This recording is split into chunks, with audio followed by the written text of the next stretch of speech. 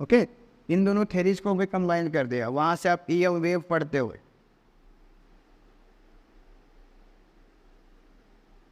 EM wave. तो हम ज़्यादातर कोशिश यही करते हैं बेटा कि इलेक्ट्रिसिटी, मैग्नेटिज्म, लाइट, मतलब जो डिफरेंट डिफरेंट हमारे सोर्सेज पढ़े हैं, ठीक है, हम उनको ना यूनिफाइड कर दें, एक यूनिफिकेशन के थ्रू ऐड कर दें। जितनी भी स्टडी करते हैं आज तक, तो अभी तक तो ऐसा पॉसिबल नहीं है। आप देखोगे मतलब जो ग्रेविटेशनल है ना, जो ग्रेविटेशनल के थ्रू जो सारी चीज़ें एक्सप्लेन की जाती हैं, उनको अभी तक इलेक्ट्रिसिटी मैग्नेटिज्म में यूनिफाइड नहीं कर पाए हैं, कोई भी नहीं कर पाया है। न्यूटन ने भी कोशिश किया था, आइंस्टाइन ने भी कोशिश किया था, लेकिन अभी तक हो नहीं पाया। ओके, ठीक है ना, मैं भी आप कर सकते हो ठीक है, चलो, तो आप समझ रहे हैं ना, ये मतलब कौन से प्रिंसिपल पे काम कर रहे हैं, यूनिफिकेशन। हम चीज़ों को मर्ज करते हुए चलते हैं ताकि वो ना एक चीज़ में मिल जाए, ठीक है। चलो, एक आता है रिडक्शनिज्म। रिडक्शनिज्म का मतलब बहुत अच्छे से समझना, हवा में नहीं है, ऐसा नहीं है कि आप समझ गए एकदम, मतलब कि बहुत सारे एक कोई क्वेश्चन आपको दे दिया गया, उसको पार्ट में डिवाइड कर दिया है। This is not a reductionism. Reductionism actually क्या है, अब देखो सुनो, आपने ना स्टार्टिंग में थर्मोडायनेमिक्स करी थी, थर्मोडायनेमिक्स, ओके, थर्मोडायनेमिक्स, ओके बेटा। थर्मोडायनेमिक्स में आपने स्टार्टिंग में ही 3 पैरामीटर के बेसिस पे पूरी थर्मोडायनेमिक्स करते हो, मतलब 3 नहीं, एक्चुअली 3 होते हैं, बाकी 1-2 और मिक्सअप होते रहते हैं। बेसिकली क्या होता है बेटा, प्रेशर, वॉल्यूम एंड टेम्परेचर, यही तो होता है, ठीक है। तो हमने थर्मोडायनेमिक्स में टेम्परेचर बहुत कुछ किया, लेकिन तुमसे कोई एक सिंपल क्वेश्चन पूछता है कि व्हाट इज टेम्परेचर, क्या बता पाओगे अभी तक के नॉलेज पे? तो बड़ा मुश्किल होता है कि यार टेम्परेचर क्या है। टेम्परेचर हमने ये सुना था कि जो हायर, मतलब जो ज़्यादा गर्म है, हॉट है, उसको हम ज़्यादा देर से देखें, मतलब उसको पकड़ के देखें, ये हाँ ये ज़्यादा टेम्परेचर है, ये कम टेम्परेचर है। लेकिन एक्चुअली टेम्परेचर क्या है, कहाँ से आता है, ठीक है ना, समझ में आ रहा है बेटा? ओके, तो ये जो टेम्परेचर है ये आप कैसे समझेंगे, ठीक है ना, यानी कि उसको रिडक्शनिज्म किया हमने। क्या किया, थर्मोडायनेमिक्स को और भी छोटे, मतलब थर्मोडायनेमिक्स को समझने के लिए और भी छोटे लेवल पे डिवाइड कर दिया इस थर्मोडायनेमिक्स को, इधर नहीं उधर करते हैं, ठीक है ना, इसको और भी छोटे लेवल्स पे डिवाइड कर दिया, यानी कि डिवाइडेड इनटू स्मॉलर थिंग्स, ठीक है, ध्यान से सुनिएगा, डिवाइडेड इनटू स्मॉलर थिंग्स का मतलब क्या हुआ बेटा, जैसे कि आप थर्मोडायनेमिक्स में क्या हम करते थे बेटा, एक पूरा बल्कि सिस्टम ले लेते थे। जैसे कि आपने लिया ये वाला कंटेनर में क्या है, बहुत सारे पार्टिकल, ओके, उन बहुत सारे पार्टिकल का पूरा प्रेशर P है, वॉल्यूम V है, टेम्परेचर T है। लेकिन हमने कभी भी इंडिविजुअल पार्टिकल्स का नहीं देखा होगा, ठीक है।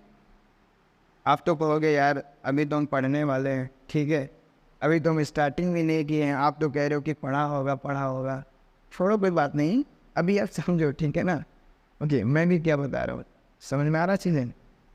तो तो हम क्या करेंगे बेटा, इसमें ना हर एक छोटे से छोटे पार्टिकल के ना उसको हम उसका वर्किंग समझने की कोशिश करेंगे, उसका बिहेवियर समझने की कोशिश करेंगे। देखिए, जब हमने स्मॉलर थिंग्स में डिवाइड किया, हमने स्मॉलर पार्टिकल का स्टडी करना स्टार्ट किया, तो उसको बोलते हैं बेटा KTG, kinetic theory of gases, ठीक है ना। उसमें निकल के आता है बेटा, उसमें क्या निकल के आता है, जो टेम्परेचर है, temperature is nothing, temperature is the average kinetic energy of the particles, ठीक है ना। आपने यहाँ से क्या निकाला कि जो पार्टिकल्स है ना बताइए, मूव कर रहे हैं, ऐसे कोई इधर जा रहा है, कोई उधर जा रहा है, इस तरीके से, ठीक है ना। तो ये जो पार्टिकल इधर उधर मूव कर रहे हैं ना, इनकी कुछ ना कुछ काइनेटिक एनर्जी है, ठीक है। तो हमने ये निकाला कि जो टेम्परेचर आता है ना, वो बेसिकली क्या है कि काइनेटिक एनर्जी ऑफ पार्टिकल्स, समझ में आया? यानी कि temperature is nothing but kinetic energy of the particles. Average लगा दो, अलग बात है वो भी, है ना। अब बेसिकली क्या है ना, वो समझो मोटा मोटा कि temperature is nothing but kinetic energy of the particle. ये आपको कैसे पता चला? रिडक्शनिज्म से, ठीक है ना। अभी आप देखोगे कि अभी तक हमने क्या किया था कि बहुत बड़े मतलब आपने देखा यहाँ पे बहुत बड़े कंटेनर को समझा, है ना, वहाँ से हमने डिवाइडेड पार्ट में किया तो KTG समझ में आए, ठीक है ना, वो ये बात समझ में आए कि टेम्परेचर एक्चुअली में होता क्या है, ठीक है। ऐसे हम धीरे धीरे आप जब उसको डिवाइड करने लगते हो तो आप क्वांटम मैकेनिक्स आपको मिलता है, बहुत सारे छोटे छोटे पार्टिकल्स के स्टडी जब करते हो, ठीक है, वो भी आपको बताने वाले हैं नेक्स्ट में। तो ये हो गया बेटा प्रिंसिपल, यानी कि बेसिकली फिजिक्स हमारे 2 प्रिंसिपल पे रन करती है, यानी कि यहाँ पे क्या लिखनी, प्रिंसिपल, ठीक है। बेसिकली एम क्या रहता है भाई, यानी कि हम कर तो रहे हैं ये सारी चीज़ें, थ्योरी भी पढ़ रहे हैं, नई टेक्नोलॉजी भी बना रहे हैं और नए नए फिनोमेना को भी एक्सप्लेन कर रहे हैं, लेकिन सही से देखो एक साथ साथ में 2-3 चीज़ें और भी करते जाते हैं, और जब 2-3 चीज़ें और भी साथ साथ करते ना तो एक नई नई टेक्नोलॉजी, जिसमें मैंने आपको बताया ना मैक्सवेल ने क्या किया था, है ना, यस, मैक्सवेल ने जब EM वेव निकाला था, जो आप सोच रहे हैं एकदम एग्जैक्ट वही, यानी कि EM वेव की सहायता से क्या होता है, आज आपने देखा होगा कि जितना भी रेडियो है ना, जितना भी अपना टेली कम्युनिकेशन, ये सब कहाँ पे चलता है बेटा, किसके बेसिस पे चलता है, EM वेव के।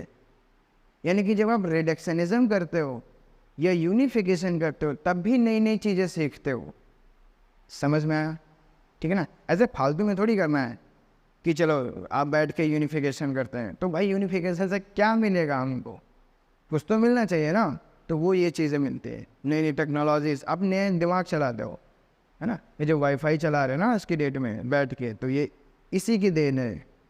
ओके, समझ में आ रहा है चीज़ें। चलो ये हो गया आपका, ठीक है। इसके बाद आपको देखो क्या है पढ़ना,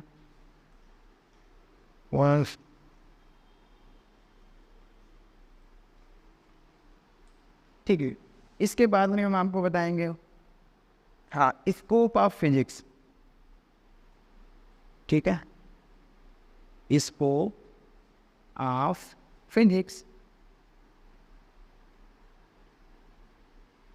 कि भैया फिजिक्स का स्कोप क्या है, कहाँ तक फिजिक्स है, कैसी फिजिक्स है, ओके, वो सारी चीज़ें। तो देखो बेसिकली क्या है, इसके 2 पार्ट है, ठीक है ना, अभी तक तो आप ये समझिए 2 पार्ट हैं या 3 पार्ट हैं, मैं आपको बता दें। देखो ऐसे इधर से लेके चलते हैं ना, पूरा ग्राफ बना के बताएंगे आपको, तो ज़्यादा अच्छे से बच्चों को समझ में आती है चीज़ें, ठीक है। स्कोप में देखो स्टार्टिंग में था क्या कि हमने क्लासिकल, यानी कि जो स्टार्टिंग की जितनी भी फिजिक्स है, ओके, इसको छोड़ो, इससे पहले भी एक चीज़ समझो कि ना इसको 2 स्तर पे आप स्टडी करते हैं, एक माइक्रो और एक होता है बेटा माइक्रो। ये माइक्रो होता है बहुत ही छोटा साइज, माइक्रो मतलब होता है बिगर, ठीक है। जब माइक्रो की स्टडी होती है तो बेटा इसकी जो भी फिजिक्स स्टडी करते हैं वो होता है क्लासिकल फिजिक्स, क्लासिकल फिजिक्स, ठीक है।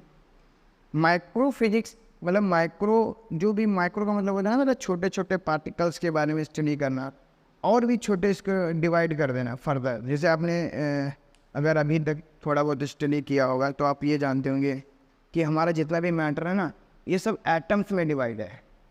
इसके सबसे छोटी यूनिट क्या है, एटम है, लेकिन आप पढ़ते हो कि एटम भी नहीं है, एटम भी फर्दर डिवाइडेड है इलेक्ट्रॉन प्रोटॉन न्यूट्रॉन में, है ना। प्रोटॉन न्यूट्रॉन कहाँ पे होते हैं, न्यूक्लियस में।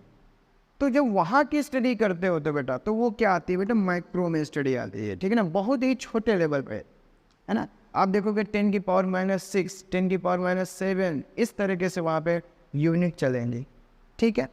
तो यहाँ की जो फिजिक्स है उसका नाम देते हैं बेटा क्वांटम मैकेनिक्स, क्वांटम मैकेनिक्स। देखोगे आपसे बोलेंगे कि यार फिजिक्स वाले ना हमेशा क्वांटम चलाते रहते हैं, ठीक है। अभी तो आप क्लासिकल चलाएंगे 12th तक, ठीक है ना। जब 12th के बाद आप ज़्यादा स्टडी करेंगे, हायर स्टडी में जाएंगे, ठीक है, आप फिजिक्स पढ़ते हैं या फिर आप इंजीनियरिंग करते हैं, कुछ भी करते हैं, तो आप क्वांटम मैकेनिक्स का स्टडी करेंगे। तो वहाँ पे देखेंगे क्वांटम मैकेनिक्स का कितना ज़्यादा ना ब्रॉड यूजेस हैं, कितने ज़्यादा वहाँ से नो नई नई टेक्नोलॉजी आप आज आप जो देख रहे हो ना, एआई आ रही है, चैट जीपीटी आ रहा है, ठीक है ना, रोबोटिक्स आ रहा है, मशीन लर्निंग आ रहा है। तो ये सब कॉन्सेप्ट किसकी वजह से हो पा रहा है यार? वो कंप्यूटर की वजह से हो पा रहे हैं। अब कंप्यूटर किसकी वजह से आता है? सिंपल सा है, ठीक है ना। ओके, चलो वो सारी बातें भी टेक्नोलॉजी में डिस्कस करेंगे बहुत अच्छे से। तो क्लासिकल फिजिक्स हो गया। क्लासिकल फिजिक्स में हम 4-5 बेसिकली थेरीज को डिस्कस करेंगे। सबसे पहले मैकेनिक्स, ठीक है ना, फिर आता है बेटा वेव एंड ऑप्टिक्स। वेव में आप देखोगे थोड़ा सा हम साउंड वेव के बारे में पढ़ेंगे, ठीक है ना, थोड़ा सा लाइट वेव के बारे में पढ़ेंगे, और ऑप्टिक्स भी वही है, वो उसमें पूरा सेपरेट लाइट के बारे में पढ़ेंगे, ठीक है। इसमें एक थर्मोडायनेमिक्स है, थर्मोडायनामिक्स, ठीक है। थर्मोडायनामिक्स में बेसिकली क्या है बेटा, गैसेस के बारे में पढ़ेंगे, हीट के बारे में पढ़ेंगे, हीट ट्रांसफ़र के बारे में पढ़ेंगे, वो सारी चीज़ें करेंगे, मतलब हीट से रिलेटेड। ओके, बात समझ में आए? Thermodynamics, wave and optics, mechanics, ठीक है। मैकेनिक्स में भी हम स्टार्टिंग में क्या क्या पढ़ेंगे वो सारी चीज़ें भी तो डिस्कस करनी है, ठीक है। क्वांटम मैकेनिक्स का भी बहुत बहुत ब्रॉड सा है। देखो अब ध्यान से सुनना, मैं तो बताता हूँ एक चीज़। क्लासिकल से जब क्वांटम में जाता है ना, ऐसे थोड़ी ना हवा में कूद गए कि चलो आज क्लासिकल पढ़ रहे थे, नेक्स्ट टाइम गए तो क्वांटम पढ़ने लगे, ठीक है ना। तो भैया जब क्लासिकल से क्वांटम में जाते हो ना, तब एक मैकेनिक्स यहाँ पे यूज़ होती है, modern physics, modern physics. Okay, modern physics में हम ये समझिए ना, देखो हमने एक अच्छे से बना भी दिया कि क्लासिकल से मॉडर्न में जा रहे हैं ना एक ब्रिज की वजह से। वो ब्रिज क्या है? मॉडर्न फिजिक्स, ठीक है ना। Modern physics is the development of the new physics. Okay, यानी कि वो एक छोटी छोटी डेवलपमेंट करती है। कौन कौन सी? जैसे यहाँ पे बहुत सारे आप देखोगे एक्सपेरिमेंट होते हैं बेटा।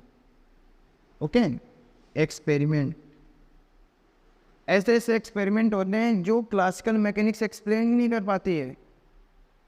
लोग तो आश्चर्य रहे, मतलब लोग ना एकदम सरप्राइज हो जाते हैं, यार ये क्या हो रहा है। हम जो भी क्लासिकल मैकेनिक्स में पढ़ के आए हैं, वो जो कुछ एक्सपेरिमेंट ऐसे हैं जो एक्सप्लेन ही नहीं कर पा रहे हैं, लाइक फोटो इलेक्ट्रिक इफेक्ट। वो आप देखोगे क्लासिकल फिजिक्स एक्सप्लेन ही नहीं कर पा रही है, वो कुछ और बोल रही है, एक्सपेरिमेंटल रिजल्ट कुछ और आ रहा है। देखो दो चीज़ें हैं, एक थ्योरी है, एक एक्सपेरिमेंट है। थ्योरी क्या बोल रही है वो अच्छी बात है, सब सही है, लेकिन experimentally is the real truth. अगर आपका कुछ एक्सपेरिमेंटली हो रहा है ना, ये ट्रूथ है बेटा, आप इसको डिनाई नहीं कर सकते। समझ में आ रहा है ना। तो जब कभी भी थ्योरी और एक्सपेरिमेंट का जो झगड़ा होगा ना, तो हमेशा एक्सपेरिमेंट को तवज्जो देंगे, क्योंकि this is the ultimately truth, ठीक है। वहाँ से नई फिजिक्स निकल के आती है, नई नई फिजिक्स डेवलपमेंट होती है, वो अलग बात है, ठीक है ना। आप समझ रहे हैं। एक्सपेरिमेंट, यहाँ पे एक्सपेरिमेंट हुए, उनको एक्सप्लेन ही नहीं कर पा रहा था कौन? क्लासिकल फिजिक्स, ठीक है ना। तब हमको ज़रूरत पड़ती है एक नई फिजिक्स, नए दौर की सारी चीज़ें। मॉडर्न फिजिक्स में आप ये पढ़ेंगे बेटा। अब यहाँ पे क्या क्या चीज़ें हो रही थी, यहाँ पे ना आप देखोगे बेटा, इलेक्ट्रॉन हो गया, ठीक है ना, ऐसे लिख में देता हूँ, electron and nucleus, nucleus and radio activity, radio activity, ठीक है। आप देखोगे experiment, electron, nucleus, radio activity, ये सारी चीज़ें उस टाइम पे मतलब फर्दर उसका मतलब क्या बोलते हैं, डिस्कवरीज हो रही थी। जब ये सारी चीज़ें डिस्कवरीज हो रही थी, तब इनका फिर हम पोजीशंस के बारे में सीख रहे थे, भैया ये कहाँ मिलेगा, ये कहाँ मिलेगा, ये कहाँ मिलेगा, ठीक है। तो तब भी ये तुम्हारा क्लासिकल मैकेनिक्स फेल हो रहा था। तो यहाँ पे क्या हो रहा था बेटा, बेसिकली लिख देता हूँ मैं, क्लासिकल मैकेनिक्स, ठीक है ना, fail to explain, fail to explain, ठीक है ना, वो एक्सप्लेन ही नहीं कर पा रहा था। ओके, जब एक्सप्लेन नहीं कर पाते तो हमें एक नई फिजिक्स की जरूरत पड़ती है, तब वो आए क्वांटम मैकेनिक्स, ठीक है ना। आप अब आप कहोगे हम 11th और 12th में कितना पढ़ते हैं, तो आप समझिए 11th में आप ये पढ़ते हो, क्लासिकल और मॉडर्न, ये दो चीज़ें पढ़ते हो 11th एंड 12th में।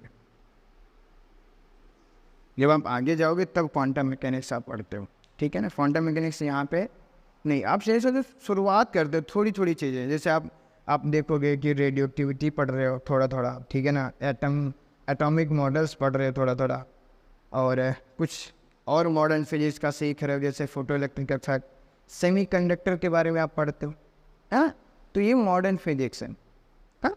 तो उससे हम फिर क्वांटम मैकेनिक्स पढ़ते हैं। तो ये हमारा हो गया स्कोप ऑफ फिजिक्स, कहाँ कहाँ पे हमारा मतलब कितना अभी तक डेवलपमेंट हो चुका है फिजिक्स का, ठीक है ना, कहाँ हम अभी कहाँ हैं, एक्चुअल में हम कहाँ खड़े हैं, अभी क्या पढ़ेंगे, क्या पढ़ना बकाया है, उस तरीके से, ठीक है, ओके। और होता क्या है, जो जनरली हम जो आसपास की चीज़ें देख रहे हैं इन आँखों से, ओके, ऐसे क्या है ना कि बहुत सारी चीज़ें हमारे सामने हो रही हैं जो मैंने एक आँखों से देख नहीं पाते हैं, वो अलग बात है। जो जनरली हम इन आँखों से देख रहे हैं और जो हमारे आसपास हो रही चीज़ें, उनको क्लासिकल और मॉडर्न बहुत अच्छे से एक्सप्लेन कर देता है। तो ज़्यादातर चीज़ें आप देखोगे क्लासिकल के लॉ से ही एक्सप्लेन होती हैं, ठीक है। जब और डीपली जाने की कोशिश करते हो, डेप्थ एनालिसिस करते हो, तब क्वांटम मैकेनिक्स आती है, ठीक है, ओके। तो देखा होगा जो जो पढ़ते हैं जो लोग फिजिक्स में, सिर्फ उन्हीं के मुँह से सुनते रहते हो कि क्वांटम क्वांटम, है ना। बेसिक में आप यही पढ़ते हो 11th एंड 12th, ओके। चलो चलो, ये हो गया आपका इसको। अब थोड़ा सा इंटरेस्टिंग बनाते हैं। आप कहोगे कि यार ये जो है ना, ये तो मैंने बहुत पढ़ लिया, भैया इंटरेस्टिंग क्या है फिजिक्स में, हम क्यों पढ़ रहे हैं फिजिक्स को, ठीक है। तो इंटरेस्टिंग थोड़ा सा हमने आपको डेवलप भी करा दिया कि आपको बताया कि कैसे कैसे टेक्नोलॉजीज आती हैं, ओके। तो आप इंटरेस्टिंग के हिसाब से देखेंगे फिजिक्स में, इंटरेस्ट, ठीक है ना, इंटरेस्ट, इंटरेस्टिंग, टिंग भी लगा देता हूँ, ठीक है ना, इस तरीके से इंटरेस्टिंग इन फिजिक्स या इंटरेस्ट इन फिजिक्स, ओके। हमारा इंटरेस्ट कैसे डेवलप हो यार फिजिक्स को, हम कैसे सीखें फिजिक्स को, वो सारी चीज़ें। तो आप जितनी भी टेक्नोलॉजी है ना, सबको एक पेज पे लिखो, जितनी भी टेक्नोलॉजी है मैं आपको लिख के दिखाता हूँ, देखो, मतलब सारी नहीं लिखूँगा, जितनी याद आती है उतना, ठीक है ना। देखो, टेलीविज़न, टेलीविज़न, ठीक है ना, राडार, ठीक है ना, एरोप्लेन, एरोप्लेन, ठीक है ना, कम्युनिकेशन सिस्टम, कम्युनिकेशन सिस्टम, ठीक है ना, कंप्यूटर, और पेन, प्यूटर, सही स्पेलिंग, कंप्यूटर, हाँ ठीक है, ओके, कंप्यूटर। और क्या बताऊँ मैं, जैसे आप मोबाइल तो सबके पास होता ही है, और हाँ, अपने डेली लाइफ से रिलेटेड देख लेते हैं, जैसे कि मान लो आप फैन, एसी, ठीक है ना, कूलर तो वही हो गया, रेफ्रिजरेटर, रेफ्रिजरेटर, ओके, स्पेलिंग देख लेना, ओके। तो ये है फैन, एसी, रेफ्रिजरेटर। और क्या क्या देखते हो यार, हाँ, अब चलाने में यूज़ देख लेता हूँ मैं, जैसे कि कार चला रहे हो, ठीक है ना, बाइक, ठीक है ना, कार हो गया, बाइक हो गया, एरोप्लेन तो बता ही दिया। इंजन में जैसे आता है बेटा, कोई भी इंजन है, सब इसी के थ्रू आते हैं, ठीक है ना, इंजन्स हो गया। और आप क्या सीखोगे बताइए, हाँ, और यूजर्स और मैं बता देता हूँ, जैसे कि आप एक्सरेज देखते हो, आप बीमार पड़ते हो, पैर टूटता है कभी कभी, मतलब ऐसा नहीं किसी किसी का, ठीक है, तो आप देखते हो तो क्या बोलते हैं यार एक्सरे कराया कि नहीं कराया। तो वो एक्सरे क्या है, वो एक्सरे कहाँ से डेवलप हुई, यहाँ से। यानी कि मैं आपको छोटा सा एग्जांपल देता हूँ। वो एग्जांपल क्या है, जैसे कि मान लो आपको क्या बोलते हैं, मैं बोले जा रहा था बेटा, जो आप मेडिकल साइंस देखते हो ना, मेडिकल साइंस, ठीक है, तो मेडिकल साइंस में एक नई ब्रांच ही चलती है जिसका नाम होता है बायोटेक्नोलॉजी। क्या होता है बेटा? बायोटेक्नोलॉजी। यानी कि ऐसी टेक्नोलॉजी है ना जो बायोलॉजिकली हम लोग करें, ठीक है ना, वो कहाँ से डेवलप की जाती है? तो उन बेसिक जो टेक्नोलॉजी आती है ना वो भी फिजिक्स के लॉज से ही निकल के आती है। तो आप बेसिकली देखते हो कि एक्सरेज आया, ठीक है ना, आप नई आज के डेट में एमआरआई आप देखते होगे, ठीक है ना, एमआरआई, जितने भी इंस्ट्रूमेंट आप बनाते हो, इंस्ट्रूमेंट, ठीक है ना, इंस्ट्रूमेंट में जैसे आ गया, सिंपल सा एक एग्जाम्पल देता हूँ, सिरिंज है ना, जिसमें आप ऐसे वो जो बुखार का लगाई जाती है ना, दवा भर के आप लगा देते हो, तो वो भी मैकेनिक्स है, उसका भी कुछ ना कुछ मैकेनिज्म है, उसको भी कहीं ना कोई किसी न किसी लॉ से एक्सप्लेन किया जाता है, आप उसको गॉल्स लॉ से एक्सप्लेन कर सकते हो, ठीक है ना, तो उसका भी कुछ मैकेनिज्म है, वो कैसे आया, तो सारी चीज़ें हैं ना डेवलपमेंट में, ठीक है। तो ये आप देख सकते हो, इसके भी इंस्ट्रूमेंट जितने भी हैं आपको बता दिया मैंने।